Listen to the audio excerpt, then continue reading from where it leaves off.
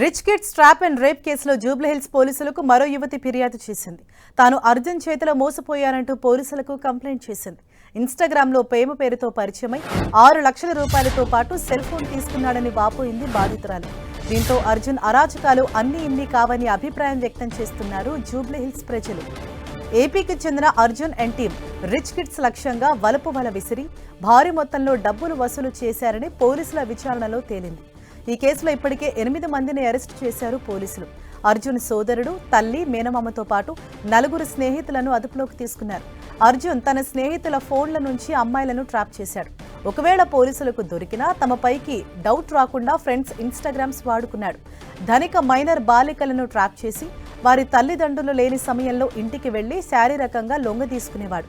ఆ సమయంలో బాలికలకు తెలియకుండా వీడియోలు చిత్రీకరించి బ్లాక్మెయిల్కు దిగేవాడు. తాను అడిగినంత డబ్బులు ఇవ్వాల్సిందేనని డిమాండ్ చేసేవాడు అర్జున్. ఈ విధంగా 40 లక్షలకు పైగా కాజేసింది ముఠా. మైనర్ బాలికల ట్రాప్ కేసులో నిందితులను మరోసారి కస్టడీకి కోరారు జూబ్లీహిల్స్ పోలీసులు.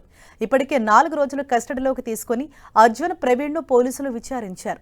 అయితే ఇంకా లోతుగా విచారించడం కోసం మరోసారి వారం రోజుల కస్టడీకి ఇవ్వాలని నాంపల్లి కోర్టులో పిటిషన్ దాఖలు చేశారు జూబ్లీహిల్స్ పోలీసులు.